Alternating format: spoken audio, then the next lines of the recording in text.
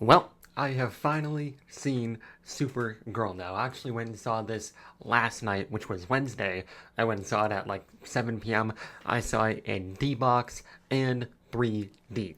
And it was an okay movie. Like, it's not the worst movie, because this is, in fact, the second movie in the DCU. You know, James Gunn's whole DC universe. This is the second movie in that universe. The first movie, obviously, we had was Superman, which came out last year in July, which I made a whole review of. You can check that out. Link will be down in the description below. But this movie is the second movie in the DCU. I believe the next movie we have coming up is Clayface, and that comes out on the 23rd of October. So it's a little like 4 or so months away. But this movie in particular, I thought, like I said, it's an okay movie. It's not the worst movie that I've seen. It's a pretty good time. I myself haven't really read the comic that it's based off of, because I know for a fact that this movie is based on the Woman of Tomorrow comic. Like, the movie was originally going to be called Supergirl Woman of Tomorrow, but that name got dropped and now it's just called Supergirl. And I think I can see why the Woman of Tomorrow name got dropped, because yeah, that was the movie's original title, was Supergirl Woman of Tomorrow.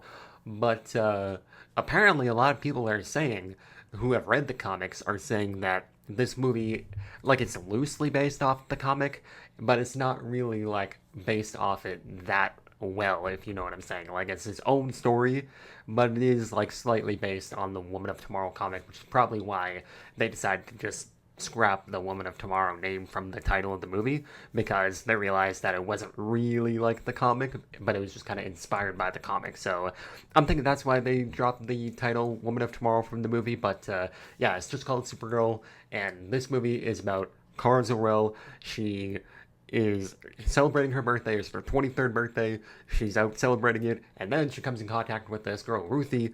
Or I guess I should say Ruthie comes in contact with her, because Ruthie goes to this bar that Kara's at while she's celebrating, and she's like, I need somebody to help me kill this guy Krim, and in return I'll give you my sword. And originally, she doesn't really give two shits about it. Like, she's kind of just like, whatever. Like, you're a kid, like, you know, oh well. Like, she doesn't really like bother helping this girl out. But then it's not until this other creature starts attacking Ruthie that she's like, all right, screw it, and just like beats up the creature and decides, all right, you know what, I'll help you fight this guy Krem. And she also goes on the journey because Krem ends up shooting Crypto with the poison dart. I almost forgot to mention that.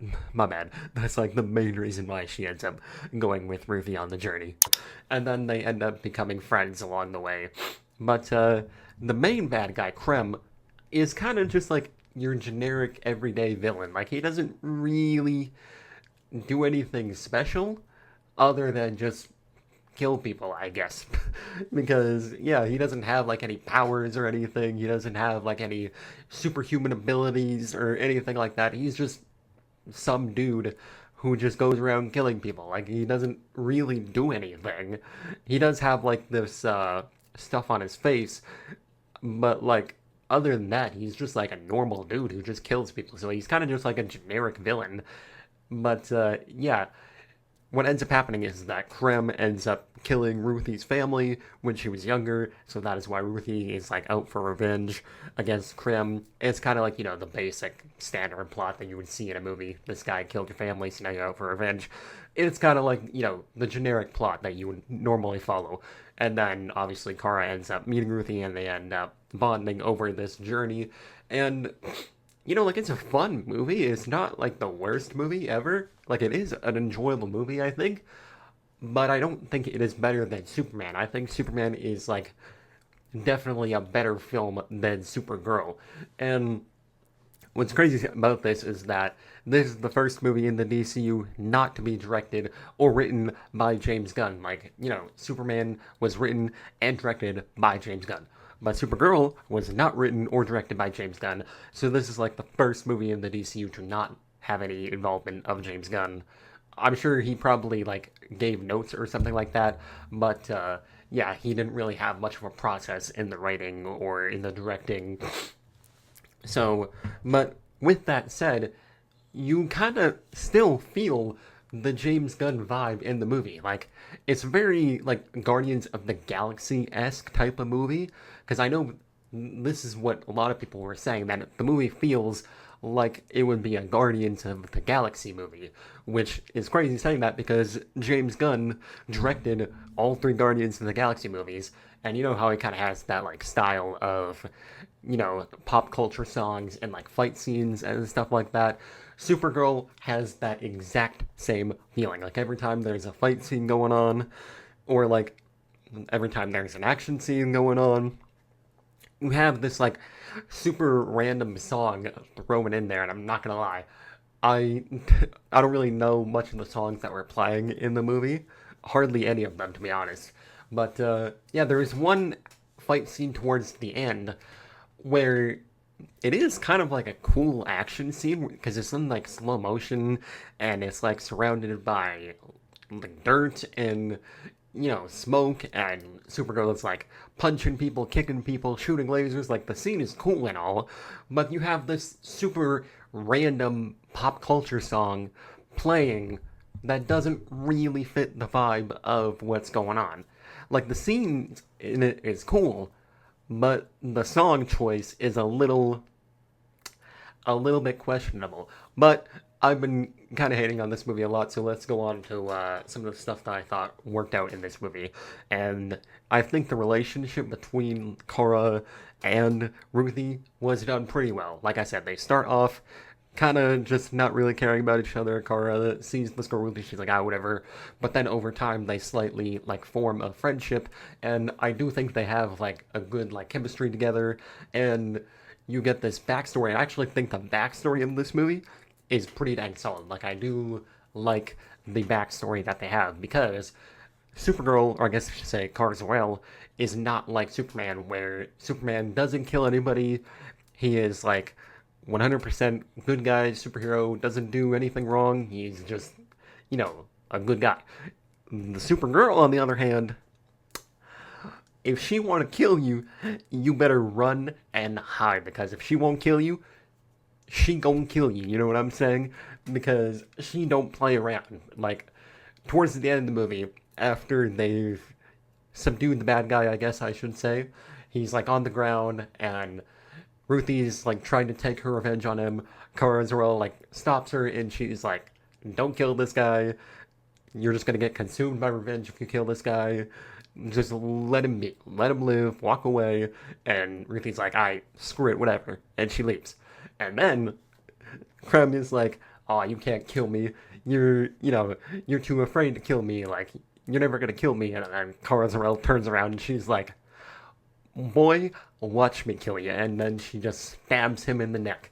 So with the sword that Ruthie had from her family, she takes that sword and she just stabs bro right in the neck. So yeah, even though she is a superhero, she gonna kill you if she wants to, because she don't play around. But anyways, like I was saying, the backstory in this movie, I think, is probably the best part of this movie, because Supergirl's not like Superman, where Superman left the planet while it was being destroyed and all that. Kara Zor-El was on the planet when it got destroyed, so she watched the destruction of her planet and everything, and she didn't leave her planet until like 10 or 13 years later, where her father was like, we can't stabilize this core that's going off. We gotta send your ass to Earth so that you can meet Kal-El and you guys can have a new home at Earth, because Kal-El's parents are still kind of, all like, go to Earth, conquer the planet, do all that. And then Kara Zor-El's parents are like, should we listen to your brother and make her, like, this conqueror? Like, were we fools for not sending her to Earth to, like, conquer the world? And her father's all like, oh, no, we can't do that to her, But then, later on, while the planet is still, like, or what's left of the planet, I should say, it's kind of like this tiny little area that's just, like, covered in this force field. Once that starts, like, destabilizing, her dad's like, we can't, or, like, you can't stay here no more. We gotta send your ass to Earth. So, instead of sending her to Earth so that she can conquer the Earth, he's like, we're just gonna send you out there so that you can be a good person. Now, I don't necessarily mean you gotta be a nice person, but you gotta be a good person, you know what I'm saying? So, yeah, she's not really exactly like Superman, where he's just kind of like a goody two shoes. She will kill you if she wants to. Like, she don't play around. So, yeah, her dad sends her to Earth, and that is where she ends up meeting Clark Kent. And what is interesting about this movie is there is a lot of Superman in this movie. Like, he's scattered throughout the movie. I kind of thought it would just be like one or two scenes where he would be in the movie. Nah, he's in that movie like a lot of times throughout. It's kind of like only a little bit throughout the movie. Like, he's only in it every now and then, and it's only for like 2 or 3 minutes. But he is in there quite a bit because he often FaceTimes her and like calls her to be like, oh, like, you're still celebrating your birthday. I need you on this mission. And then halfway through, you start getting the flashbacks of her first meeting him. And the funniest joke, I think, in the movie is when she is on Earth and he's helping her out of the spaceship and he's all talking about the, you know, frick, I'm forgetting what the word is called. It's the big ice cavern. I'm forgetting what that place is called. But, like, you know, basically their home. And he's talking about it, and she's just staring at him like, why is he in his underwear? Like, that, I think, is the funniest joke in the movie, where she's sitting there all confused, and she's like, why is he in his underwear? That was a pretty funny scene, I'm not gonna lie. Because, yeah, it is kind of ridiculous that he would be wearing, you know, the underwear, but it makes sense because he wears that so that people aren't afraid of him. You know what I'm saying? That's why he wears the underwear, because it makes it so that people look at him not like this super powerful god, but like just, you know, a normal dude. That is why he wears that. And then he gives her the suit, and he's all like, yeah, I know, it's super colorful and whatnot, but that's just so people know that we are a good guy, so that we're not evil, and that we are actually superheroes. But she doesn't really wear the suit until the end of the movie, where she's literally on the brink of death. Because she goes to this planet where Krem is, and she, like, lands on the planet, and I kid you not, as soon as she gets out of that spaceship, the green, this planet has like two different suns. One of them is a yellow sun, and one of them is a green sun. And as we all know, Kryptonians and the color green do not go very well together, because green most of the time means kryptonite. And so the green sun rises as soon as she gets on the planet. So she just immediately just starts dying. Like, she falls to the ground and she's like, oh shit, that's a kryptonite sun. And so she is in this cave, literally about to die. And right as she is about to die, the yellow sun rises. And she's like, oh, the yellow sun's here. I'm good. And she ends up deciding to wear the suit, and that is like the only time she wears the suit is at the end of the movie. She never wears it at the start of the movie, at the beginning of the movie, or in the middle of the movie. She only wears it at the end of the movie, and it is where the final battle happens. Also, another character that I almost forgot to talk about is Jason Momoa as Lobo. I actually think he did a pretty damn good job of this role. This is Jason Momoa's second role in the DC universe, because as we all know, back in the DCEU, he played Aquaman for like 2016 to 2023. He was Aquaman in the DCEU, and now in the DCU, he plays the character of Lobo. And I actually think Lobo is pretty funny. I'm pretty sure in the comics he is a villain, like he is a full-on villain, but in the movie, he's not really a villain. Like, at the start of the movie, when Kara and Ruthie meet him, or I guess they kind of meet him towards the middle of the movie, but when they first meet him, he is kind of like a bad guy, or like kind of just like a mean guy. He kind of just don't really care about anything. And by the end of the movie, he kind of comes around and is kind of like helping Ruthie and Kara fight Krem. So he's not really like a bad guy. He's just kind of like, you know, a guy, I guess I should say, because he's not really evil. He's just kind of, you know, accidentally hit my microphone there. He's just kind of chill whatever, or chill with whatever. So, yeah, he's not really a villain in this movie, which is kind of weird because I'm pretty sure we were told that he would be a villain in this movie, but he's not really a villain in this movie. But I would still like to see him, you know, if he is going to show up in Man of Tomorrow. I don't think so. Or I would still like to see him, like, in the future of the DCU, because I do think he was pretty funny in the Supergirl movie. But yeah, I think that's really all I got for this video. We are only 84 subscribers away from 800. We were at 716. We were at 718, but we went down 2 subscribers, unfortunately. Damn. But anyways, yeah, if you got around to seeing Supergirl, you can let me know what you thought of it. Like I said, I don't think it is the worst movie. It is a pretty good time, but it's just kind of like okay compared to Superman, where I thought Superman was actually a pretty solid movie and a solid start to the DCU. This movie is just kind of, okay. But I am actually looking forward to Clayface, because that's supposed to be like this rated R horror movie, and it's going to be produced by Matt Reeves, who obviously made the Batman. So I'm sure Clayface is probably going to be a lot better than this movie. But that's not to say that this movie is bad, because it's not. It's a pretty good time. It's just kind of generic. Villain's kind of generic. I wish they would have done more with the movie. And like I said, some of the songs that they choose for this, or like for the fight scenes, are super random. But if I'd rate it, I would give it like a 6.5 out of 10. Like, it's a pretty okay movie. But anyways, I think that's going to wrap it up for this video, and I will catch you guys in the next one. Peace out.